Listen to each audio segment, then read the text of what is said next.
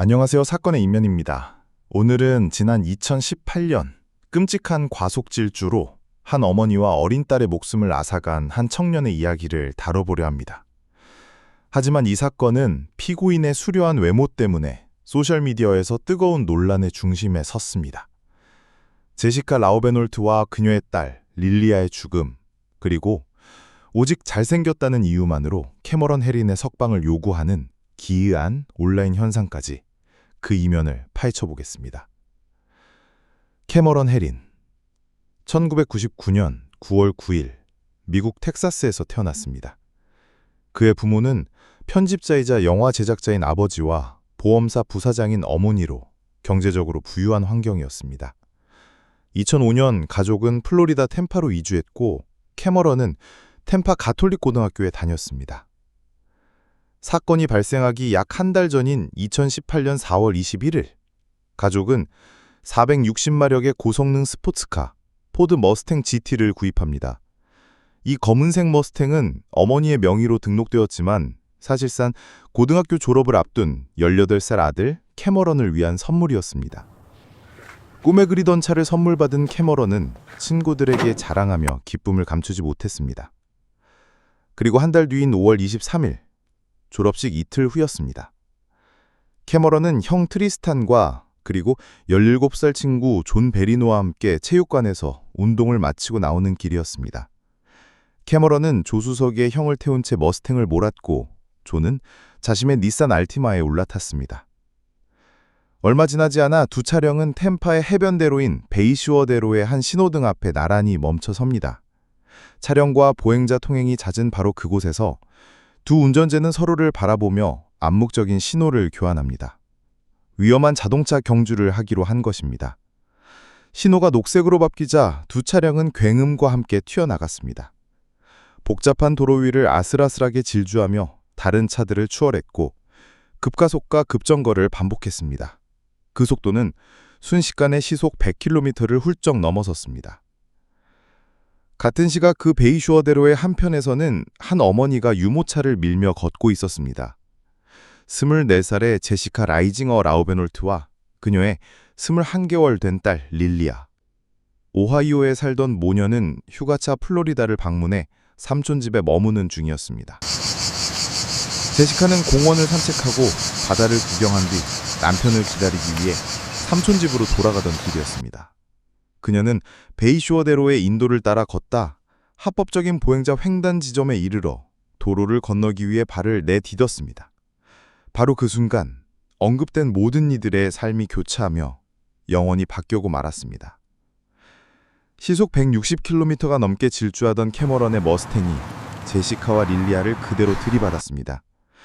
충격의 여파로 제시카는 약 12m나 날아가 도로 옆 잔디밭에 떨어졌고 릴리아가 타고 있던 유모차는 형체를 알아볼 수 없을 정도로 구겨졌습니다. 끔찍한 현장에는 순식간에 사람들이 몰려들었습니다. 누군가는 비명을 지르며 구급차를 불렀고 또 다른 누군가는 이 비극적인 상황에 절망했습니다. 구급대원들이 도착했을 때 캐머런과 존, 트리스턴은 현장을 떠나지 않고 있었습니다. 희생자들이 응급처치를 받는 동안 캐머런은 창백한 얼굴로 잔디밭에 주저앉아 하염없이 눈물을 흘리고 있었습니다. 3명의 청년은 현장에서 즉시 체포되어 수갑까지 채운 채 경찰차로 연행되었습니다. 한편 병원으로 이송된 제시카는 결국 사망 선고를 받았고 딸 릴리아는 심각한 뇌 손상을 입은 채 소투를 벌이고 있었습니다. 그 시간 제시카의 남편 데이비드는 아내에게 전화를 걸었지만 그녀는 받지 않았습니다. 집에 도착해서도 아내와 딸이 보이지 않자 불안감에 휩싸인 그는 주변을 찾아 나서다가 우연히 사고 현장을 지나게 됩니다. 수많은 경찰과 인파를 보고 끔찍한 예감에 사로잡힌 그는 한 경찰관에게 다가가 찌그러진 유모차를 확인하고는 모든 것이 무너져 내리는 것을 느꼈습니다. 그의 아내와 딸이 심각한 사고를 당했다는 것, 그것이 그가 마주한 현실이었습니다. 한 목격자의 도움으로 병원에 도착한 데이비드는 아내의 사망 소식을 접하고 릴리아마저 다음날 세상을 떠났다는 비보를 듣고는 절망의 나락으로 떨어졌습니다. 운전자였던 캐머런과 존은 2건의 차량 과실치사 혐의로 기소되었습니다. 유죄가 인정될 경우 한 명의 사망당 최대 15년, 총 30년의 징역형을 처해질 수 있는 중범죄였습니다. 캐머런의 형 트리스턴은 불법 레이싱 방조 혐의를 받았지만 운전을 하지 않았다는 이유로 혐의가 기각되었습니다. 해린 가족은 저명한 변호사를 고용했고 그의 전략은 재판을 최대한 지연시키는 것이었습니다. 시간이 흘러 대중의 관심이 식기를 바란 것입니다. 증거를 문제 삼고 수많은 이의를 제기하며 재판은 계속해서 미뤄졌습니다. 그 사이 피해자 가족의 고통은 나날이 커져만 갔습니다. 사건 발생 1년 반이 지난 2019년 12월 남편 데이비드는 재판 지연에 대한 심경을 토로하기 위해 법정에 섰습니다. 저는 릴리아의 아버지이자 제시카의 아내입니다. 제 아내와 딸의 끔찍한 죽음 이후 저는 매 순간 끔찍한 고통을 겪고 있습니다. 피고인들이 감옥에 가지 않은 채 하루하루가 지날수록 이 법적 절차가 주는 고통은 기하급수적으로 커지고 있습니다. 우리는 생애과 기념일을 고통 속에서 보냈지만 우리 가족을 죽인 자들은 아마도 가족과 함께 그 시간을 보냈을 겁니다. 이들이 아직 감옥에 있지 않는다는 사실이 주는 고통과 공포는 저에게는 견딜 수 없는 것입니다. 안타깝게도 재판은 또다시 미뤄졌고 사건 발생 2년 반이 지난 2020년 12월이 되어서야 시작되었습니다. 먼저 사고 당시 17살 미성년자였던 존 베리노의 재판이 열렸습니다. 검찰은 그에게 감형 협상, 즉 플리반행을 제안했습니다. 캐머런에게 불리한 증언을 하는 대가로 차량 과실치사 혐의를 기각하고 불법 레이싱 및 중상해 혐의만 적용하는 것이었습니다. 존은 이를 받아들였고 징역 6년과 15년의 보호관찰을 선고받았습니다. 이제 남은 것은 캐머런의 재판이었습니다. 그는 사고 당시 이미 18살 성인이었고 희생자를 직접 친 운전자였습니다. 검찰은 그에게 어떤 협상도 제안하지 않았고 최대 30년의 징역형을 구형했습니다. 캐머런 측 변호인의 전략은 명확했습니다. 첫째, 이것이 우발적인 사고였음을 장주했습니다. 그들은 캐머런이 전과가 없는 선량한 청년이며 깊이 뉘우치고 있다고 주장했습니다. 캐머런의 어머니 셰릴 해린이 증인으로 나섰습니다. 저는 아들이 사고에 연루되었다는 전화를 받았습니다. 그는 울고 있어요.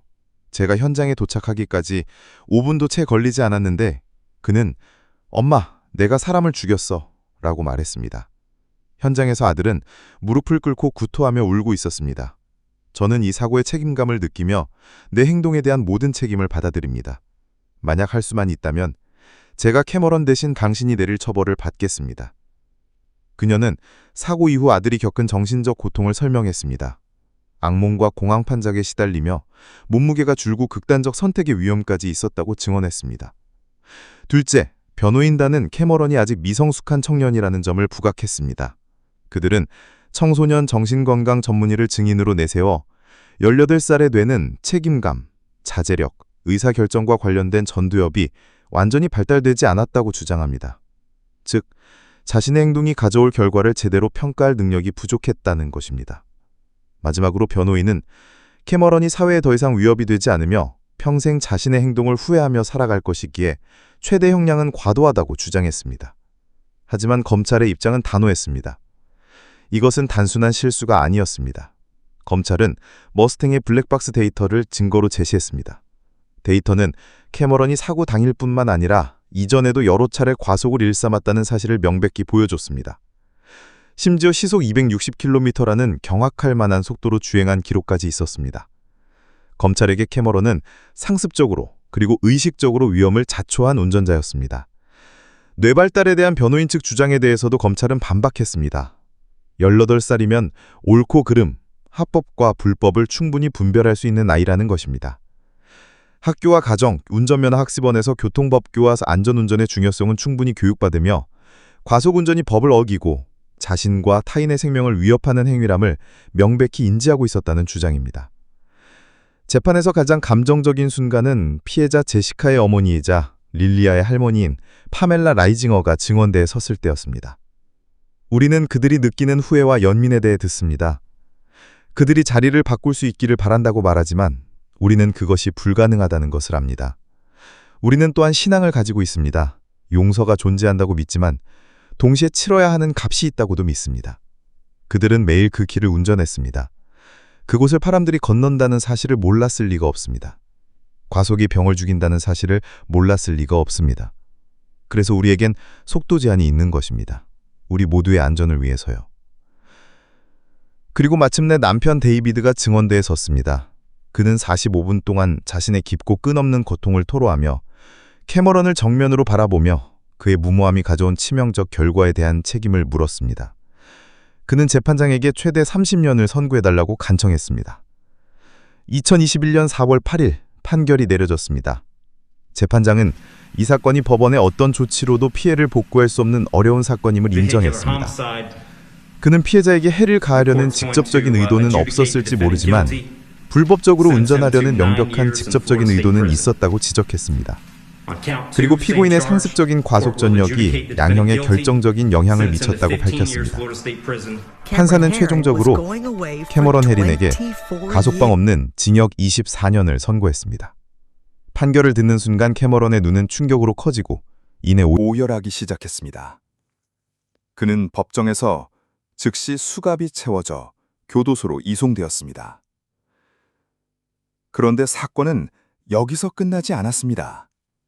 선고 3개월 후인 2021년 7월부터 소셜미디어, 특히 틱톡에서 믿을 수 없는 현상이 벌어지기 시작했습니다. 수많은 사용자들, 그중 대다수는 젊은 여성이었는데 캐머런이 너무 젊고 너무 잘생겼다는 이유로 그의 감형을 요구하는 게시물을 올리기 시작한 것입니다. 믿기 어렵지만 일부 사람들에게는 피고인의 외모가 그가 오랜 시간 감옥에서 보낼 이유가 없다고 믿게 만드는 충분한 근거가 되었습니다. 그를 위한 팬클럽이 만들어졌고 지지 편지가 쏟아졌으며 심지어 가족의 집으로 찾아와 연대를 표하는 이들까지 나타났습니다.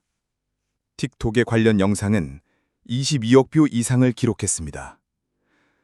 하지만 여기에는 또 다른 음모론이 제기됩니다. 템파베이 타임스의 보도에 따르면 캐머런을 옹호하는 일부 계정들은 실제 사용자가 아닌 보수로 축정되며 그중 일부는 중동 지역에서 생성된 것으로 보였습니다.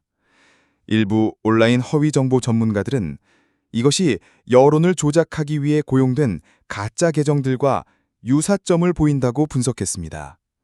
마치 보이지 않는 세력이 이 기이한 현상을 부추기고 있는 것처럼 보였습니다. 캐머런의 어머니는 인터뷰를 통해 일부 사람들이 아들에게 병적인 집착을 보이며 한밤중에 전화를 걸거나 가족을 스토킹하고 계정을 해킹하는 등 지지가 공포로 변했다고 털어놓았습니다. 이 사건은 우리 사회의 믿음과 가치에 대해 중요한 질문을 던집니다. 피할 수 있었던 비극적인 죽음, 그리고 가해자의 외모에 열광하며 그의 석방을 요구하는 기이한 대중현상.